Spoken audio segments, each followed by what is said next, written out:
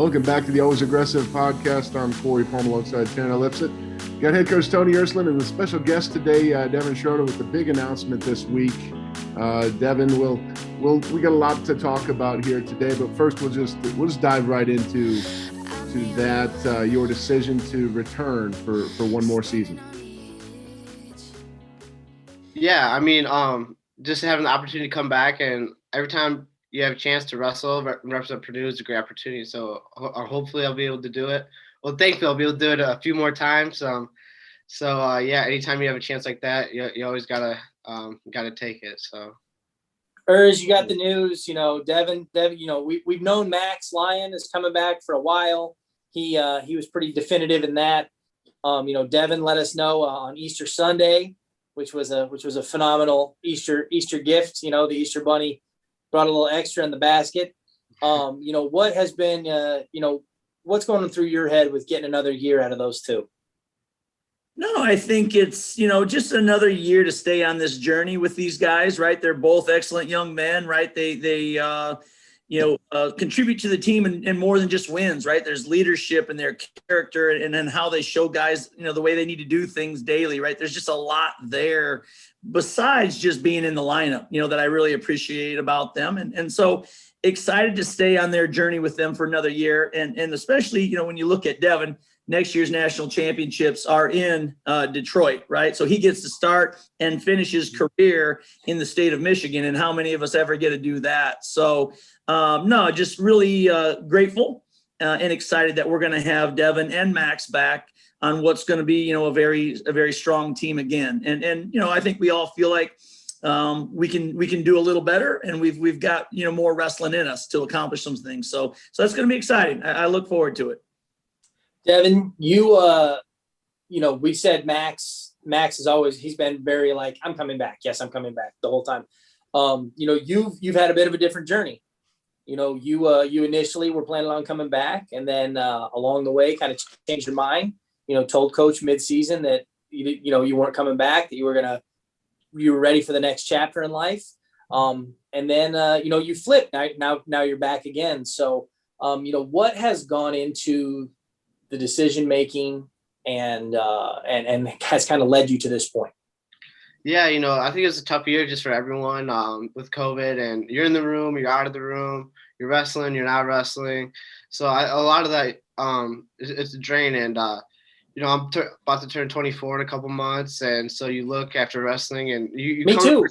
Yeah, exactly. We all are, and so. You come to Purdue, commitment for 5 years to wrestle, and then afterwards you always plan about what to do after life. So, you sit back and look at, well, next year I can do this or that. And so, yeah, I mean, I was ready to start my next chapter, whatever it was to be. But then you sit back, and I went to talk to my family, and I haven't been able to go home in half a year really because of COVID and stuff. So you go home and you take a step from the outside almost when you can look back at things and look at the opportunities you have to come back, and you lose half a year, more than half a year this year, and then NCAA's last year. So another year wrestling is pretty much the same as like a normal career for me, so to say, without the amount of wrestling I've lost. So no, I'm excited. I'm super grateful that I'm able to come back, and the opportunity is there.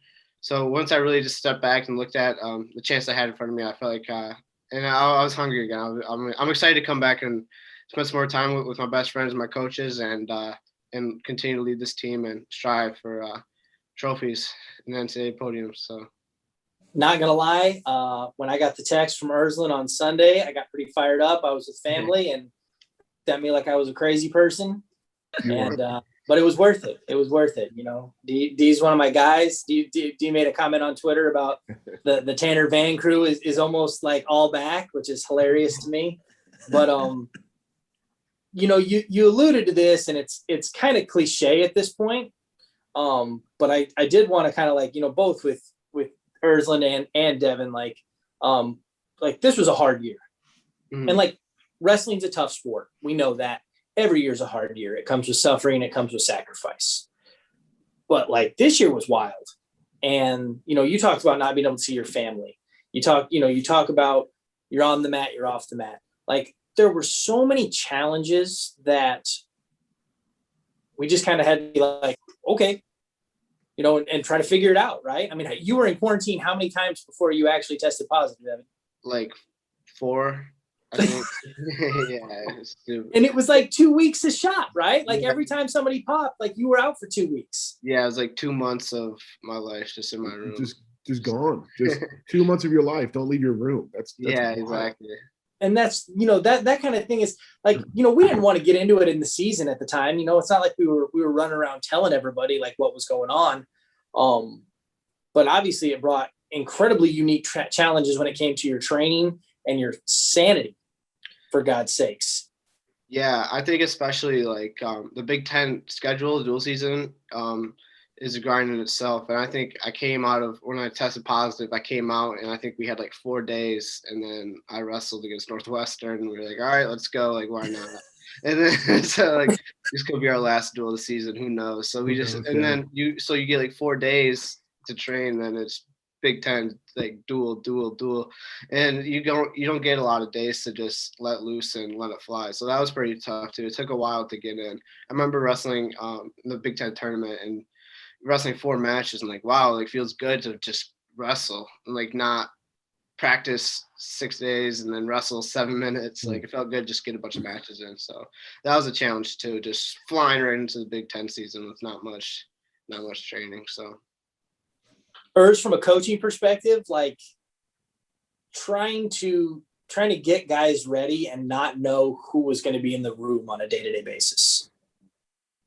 Yeah, I mean, it's hard because so much of what we have talked about, as we are building this program and what we're striving for, it's built on consistency, right? I mean, consistency in the way you train, the way you live your life, the way you think, right? The way you approach your sport. So much of it is based on that consistency. And this year was anything but that for these guys. They had goals and they were willing to sacrifice clearly for them, right? With all of the hoops we had to jump through and the uncertainty. I thought they did a great job, but when you're striving for that consistency in routine and workout situations to get better, those are unique challenges, that maybe we'll never see again. I certainly hope not. I hope that this isn't something that we have to do on a regular basis, but you've got to appreciate kind of the level of stress that creates for all of us. Right. And so that was the part where, I'm not going to say it wasn't fun because I love wrestling and I felt privileged to be able to go in the room every day with these guys, when we could, and watch wrestling and coach wrestling, and that helped keep your sanity. But it certainly wasn't what we wanted or what you grew up enjoying. It took a little bit of that from it. So there was excitement that we got to have a season. There was, hey, we did it. We made it through it. And I'm sure we'll have all learned some things, right? There'll be an appreciation for this, and we'll probably have learned how to keep a little more flexibility in our mind and handle challenges as they come, maybe a little easier, right? Because you've managed it. But it wasn't, I can't tell you it was fun, and when Devin comes in the middle of the season and he's like, hey, I'm really thinking about not coming back, and this is where I'm really at, and I was like, hey, don't worry about it, don't even think about coming back now, then just put to the side, just focus on the next, couple months and let's see where we land when we're done, and that's about all you could do was like, let's just not think about, the future or anything else. Let's just think about today and making the most of what we have today. And it got tougher. That was a harder thing to do. And maybe I didn't even realize what that was until the end of the year when everybody decompresses, right? Like, he talked about just going home and seeing his family. We had a lot of guys that way, right? That hadn't seen family in a number of months because you're asked to quarantine and isolate. And so it was, heck, Max Lyon, we talked about him. He was up in the woods of Wisconsin multiple times, right? That's where he was quarantining. Like, it's just some wild stuff that, I guess we can laugh about now, but it wasn't fun. You laugh so you don't cry. I can even smile when I talk about Max Lyon got to be up in the woods of Wisconsin a couple times by himself. It's his natural habitat. Right. It's just things like that I think everybody just needed to decompress and go kind of, hey, think about what you want to do, what you want to accomplish, what's next for me. And that's kind of left to every man himself, I guess. And so just really excited that Devin still feels like he's got some left in him. The passion of the sport is still there, and he's still got some things he wants to accomplish. And, it's going to benefit us both, I think. He's going to have a chance to really, finish his career in a way that he wants to under more normal circumstances. And Purdue wrestling feels like we're blessed to have a guy back like that. Devin, I know you said you spoke with your family, and obviously that's number one priority, but did you talk to any teammates or former teammates as you worked through the process? Yeah, especially after I was done, after NCAAs, I had a lot of former teammates reach out.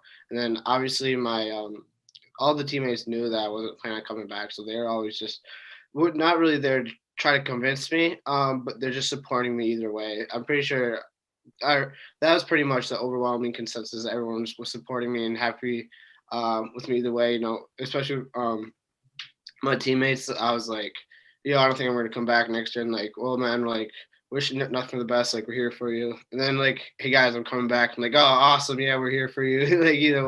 So, they supported me either way. And I'm really thankful for them and a lot of past teammates that reached out. I had a couple call me right away when I tweeted out the video because I wasn't able to reach out to everyone before. So when I told everyone else coming out, I had a couple calls and stuff, and people were pretty excited. So that means a lot to reach back out. He brings up the video. Pretty funny. So, we had some graphics made internally for Devin and Max, and I sent them to him, and they both responded in their own way. And I was like, Devin, do you want to post it or do you want just me to put something up? And he's like, I got something. And then he just kind of disappeared via text for a few minutes. And then I saw the notification come up, and I couldn't stop laughing. I know everybody thought it was pretty amazing. What was the inspiration behind the choice there, the Wolf of Wall Street? It was just a pretty iconic scene. I was trying to find like an edited version forever, and I couldn't do it. So I just screen recorded it off YouTube and put it in the iMovie and did it myself. I wanted to figure out how to put Ersland and some coaches' faces in the crowd, and then I was like, I ran out of time, so I just tweeted it out. That would have been pretty incredible. The big heads where they change expressions. I know what you're talking about. That would have been funny. My conversation with Max was pretty entertaining that way. I asked Max if he wanted to post it, and he goes, Tanner, I haven't posted anything on social media since my freshman year of high school, so I'm probably not gonna at this point. So if you want to just put something up for me, that's cool. Good for him. So I mean, it was nice to see you guys both kind of have your own reaction to putting the news out, and I know that a lot of the country is hanging on this stuff right now. You see the lists on the various websites that have who's coming back and who's not coming back, and so on and so forth. So it was very exciting to be able to announce a couple of our guys being able to come in this week. Transition a little bit, we got two guys coming back, but we got two guys coming in. We were able to announce yesterday the addition of two Indiana State champs in Hayden Filipovich and Tristan Ruhlman. Two big guys to add some depth to the upper weights. Tell me about the two newest Boilermakers. Yeah, no, I mean, just excited about these two young men coming up. I mean, first of all, just who they are as people, right? Like their character as young men is as outstanding. If you just want to think about from the sports sense, though, that they're both hard workers. They love the weight room, and they're very physical in their style. And they both had outstanding seasons this year. They were undefeated at their respective weight classes in the state of Indiana. And they both beat ranked guys in the country to win their state titles, on their journey through the state tournament. So we're excited that they're showing strong skill sets, right, in their wrestling now, but we think their upside is absolutely huge. When you put them in a really good room that we often talk about in the right environment around teammates like, Devin and other like-minded guys, and they get pushed, that their best wrestling is still by far ahead of them, right? So their ceiling is very high, as we say. So no, just, with Tristan and Hayden, just excited to welcome them to the family. They fill a strong need in the upper weights, but also I'm really excited what they're going to probably add to the culture of the team just as young men and who they are. Devin, we talk a lot about culture And I know a lot of people talk about it kind of as a buzzword, but, we take it pretty seriously. We definitely have our, what we have it identified in our room. And you've been a big part of that as far as, establishing it and leading it and telling guys what it is, so on and so forth. Bringing in these new guys, like obviously you're going to have it, this last year, you had a very abnormal initiation of the freshmen. This year, hopefully we get to be a little bit more normal. How excited are you to bring some of these new guys in and teach them the way? Yeah, no, I'm really excited. I've already had a good relationship with a lot of the freshmen coming in. I just was able to watch Stoney win his fourth state title. It's cool. I was able to we watched the Indiana high school state finals at my house. We had some guys come over. So we watched these guys win their state titles. And so when I found out they committed, we're like, who was it? And you tell them like, oh yeah, I watched that kid in the state finals. And with both these guys. So I know they're tough. I've seen them wrestle, and I'm excited to welcome into the family and just be around them. It's weird how much older I am than some of these guys coming in, but they're teammates, they're family now. So I'm excited to spend some time and get some new faces around. We talk about big brothering the little freshman, but I mean, it's taken a new meaning for you, right? Yeah, no, literally, exactly. My little brothers, who have always been my little brothers my entire life, are a couple years older than these kids now. So, yeah. Twist on it when I think of that, right? Like, yeah. And I will say this because you just mentioned it. I thought that was one of the things that I missed most this year. That was the hardest, at least for me, is we get that time with the freshmen coming in, you know what I mean? And this year with the stop and the start and the isolation with the quarantines, we really missed out on that this year, and I thought our freshmen did. It's getting better now, right? When we just had a lift and then these guys are going out and playing games and there's opportunities to get together more now. But I really missed that as a group, and I think our team did as well. So I'm very hopeful that the upperclassmen like Devin have that opportunity to get together with these guys this summer and in the fall. And I think that really helps kind of set the tone and create the environment that you want. It was definitely a tougher transition this year when you're told, hey, you got to stay in your house around your roommates because you can't be out with other people. And when you're a team that you try to work hard at creating the culture that you want and pulling people into the environment, that was especially challenging. Forget the wrestling, right? Just getting people together and on the same page was hard. So I do look forward to, Devin, Max, any of these upperclassmen having the opportunity to be around these freshmen in a positive way now. Shout out to Purdue football yesterday. They were kind enough to share their outdoor practice fields with us for the guys. Get a little outdoor football in. The weather was perfect. D, who won? Bad guys won. No, Mikey Lavelle led his team to a win. He was throwing some good dives out there. I was talking a lot of crap, and I'm coming off a little toe injury, so couldn't quite play to my full potential. No, the Megatron ability wasn't fully in full effect. Yeah, it was windy too. I tried to play a little quarterback. It was windy though, so I understand. Tony, does Mikey Lavelle as the star quarterback, does that surprise you a little bit?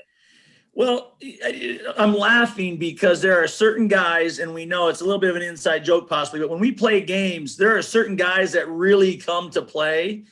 Mikey enjoys it. Alec White, he's probably really, really sad somewhere right now because he's not been able to play because of his injury. He's sitting it out still. So I'm guessing Mikey's going to be super pumped. You got to mention today, especially from D. You know what I mean? He's probably really excited about this somewhere. So no, in terms of the game, no, he always trying to elevate himself in the game. So, props to him, I guess. I can't believe D gave him props, to tell you the truth. I know. I was talking so much. It's that Detroit Lions, Chicago Bear rivalry. I was talking so much smack. He lit us up. I'll give it to him. Wow. Corey, we may have to clip that out and throw some shout outs to some folks there. No doubt. I'm speechless over here. This is wild.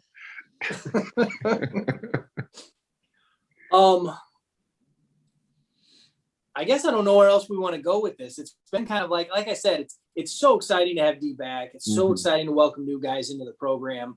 I guess I do have one question for you, Devin, and I'm really curious to hear your take on this. We were able to snag 2 Indiana guys, 2 of the top kids in the state, like her said, both undefeated, both beat some ranked guys on their way to the state title. You're not an Indiana guy, you came from the northern border.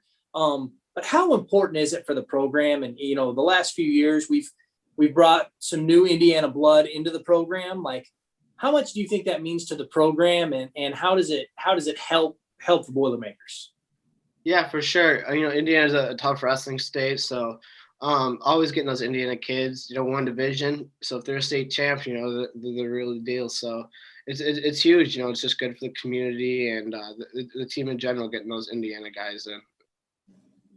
Hey, I'll say something else. It's a bit of a teaser here, but I think it's important is we have 2 other guys who have committed, but we're not permitted to say their names yet. So I do want to just let people know that we will have 2 more in-state guys joining us, and we will announce them here at a later time.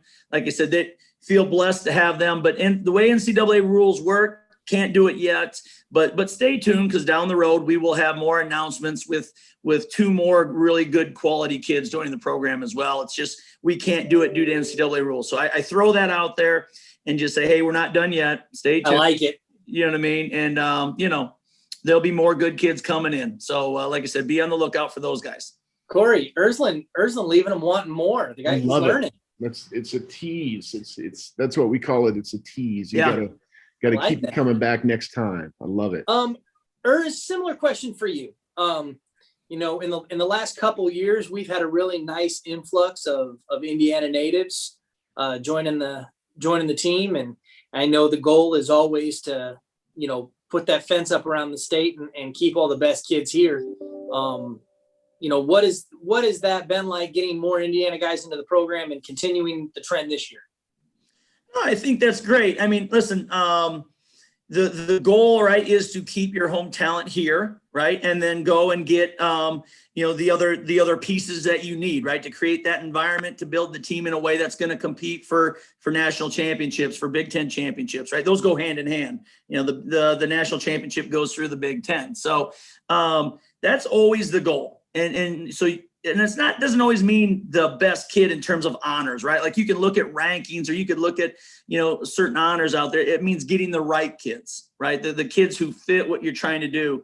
Ultimately, you got to see eye to eye on how you want to train, how you want to compete, how you want to get where you want to go together, right? If you're on different pages that way, it doesn't matter. It doesn't work as well as it should. So that's why, you'll hear me talk about, not only did these guys have great careers, right? They've shown they can compete at a high level, but maybe how they're getting there, what they believe in terms of work ethic and competing and scoring points, and how they view the sport. Those things turn out to be very important. And you want to, because of always growing your fan base. Local kids, right, are usually followed very well. So you like to keep the local kids, your in-state kids, here to help continue to grow that fan base. Devin, how much does it help the program, do you think, to have a nice mix of guys from all over the country? Because I feel like that's what we've got. We've got PA kids, we've got Ohio kids, we've got Michigan kids, we've got Indiana kids, we've got Iowa kids. Coach Ersland and the staff have done a good job of going out and finding the different pieces. 8 national qualifiers, 3 years in a row, hailing from all over the place. We go find a kid like McCartney Parkinson, lost in the first round of the state tournament last year, and comes out and gets a ranked win in his first Big Ten duel. Like, it's not the number next to the name. It's like Coach said, it's the right fit. It's the right guy. Like, how much does that help the chemistry and the culture of the program? Yeah, I think it helps a lot. You have guys that come from all areas of the country, and I'll always carry like my Michigan stamp with me. I think it's no surprise that I rep Michigan in the state. But I think when everyone comes from different parts, they come to Purdue. Like, we're Boilermakers now. I'm a Michigander hand in hand, but I'm a Boilermaker. I think that's what people come. Garrett Ninehouse, he's from PA, but he's a Boilermaker. So I think that's what a lot of us carry on our chest now, is that we may come from all different parts of the country, but we're proud to be Boilermakers now. And I think that's huge for our chemistry, having different bits and pieces from all over, for sure. What I love too is you got city kids, you got rural kids, you got, you know, guys from the mountains and guys from, you know, Western Michigan, you know, and to go along with your mix of Indiana kids, just culturally, you know, how much has that sort of shaped you culturally and the way you see the world? Like that's a big part of the college experience, but for this team to sort of represent that's got to be pretty awesome. Yeah, you know, I'm from I grew up 4 mile on Grand Rapids. So definitely a city kid. I've never hunted. I've fished a little bit. I come to Purdue, and my best friend Christian Bruner, I lived with him for 5 straight years. He's not a city kid at all. You know, I've never shot a gun ever. I come to Purdue, and like 4 weeks later, I'm up at his grandma's house, and you know, southwest Michigan, skeet shooting, and you know, I'm bow fishing and stuff. And I didn't even know really bow fishing was a thing till I came to college. So, you know, that's just part of the thing. It doesn't really matter if you're from the city or country. We're brothers. We're Boilermakers now, and I'm really thankful that we have a broad genre of people from all different types of places. It brings us together, and it shows you a lot of new experiences that you wouldn't have. It was different. So how is your camo collection developed over the last 5 years, D? It's definitely grown. It went from 0 to maybe a couple pieces now. So I tell you, you know, and this is what's great though, right? I mean, those things I enjoy so much just hearing that stuff, right? I mean, you know, that really makes me smile and makes me laugh, and it makes you feel good. It really does. I mean, so much we think about trying to get better, and we got our heads down in the room and we're pushing ourselves, but that stuff is really, it's really fun. You know what I mean? And then it's what you really enjoy about this experience with these guys, right? That's what keeps me young in coaching. Right? It just doesn't seem like work to me. I mean, I love it. I got a passion for the sport, and so I love being in the room. But, you know, you got to have these, I call them stop go, is what I've been talking with a lot of people about. You know, so much we're on go, right? Like you're going head down, we're in the room. How are we going to get better? How are we going to get to our goals? But you got to have that stop where you can relax and enjoy what's going on. And then pretty soon, yeah, you're going to hit go again. And so I enjoy that stop go, you know, kind of thing with coaching. And honestly, there's probably some guys, I've talked to Tanner about this recently as we're working through spring meetings. You know, there's guys on this team that I need to have more stop with. You know, it's got to be less sometimes about coaching and more about life, you know, life situations, mentoring, things like that. You know, so it's that mix of stop, go, and what he's talking about. You know, he's in the trenches with Christian, right? Trying to get better and push each other, but then they're off, you know, hunting and fishing, I guess. So those are things that I really enjoy hearing about. They make me laugh, and something you probably need to enjoy more often, to tell you the truth. It's a good thing that those kind of things are keeping you younger, because your beard sure isn't. So no, I know. The COVID, people believe me, this used to be black, start of the year. Can you remember it? I mean, it did, right? No. I remember it differently. Damn it. I remember it differently as well. See, if I were you, I'd blame the twin boys, but you go with yeah, COVID. yeah, Good that's for you. probably it too. You're a better dad than me. Boys, I said between the 30 plus guys daddy's got in the wrestling room and you two, they're wearing me out. They're wearing me out. Well, I think that's probably all we got this week. You know, Ersland had the stop and the go analogy, and I think maybe it's time that we stop. You don't want to talk about other things? I mean, I'm all about talking about other things, but you know, I got to be respectful of Devin's time.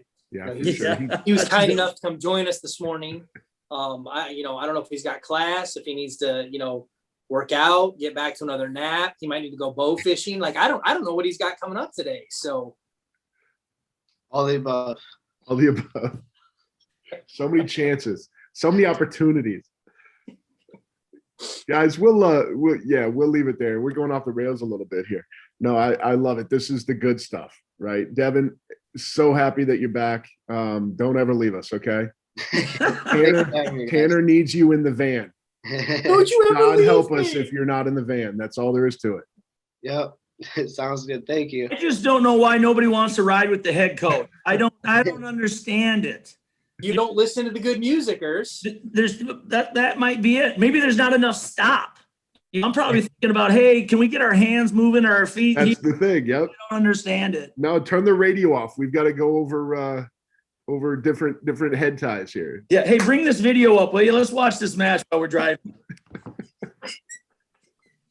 I get it. I know where it's at. It's you and the bags in one van and all the guys piling into the others. That's funny. Oh shoot! Great All right, analogy. I like it.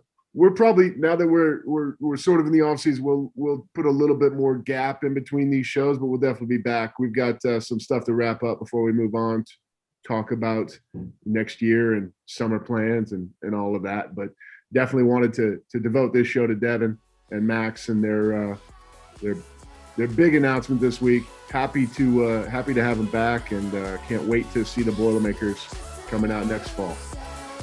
All right, guys, we'll leave it there. Until next time, Boiler up.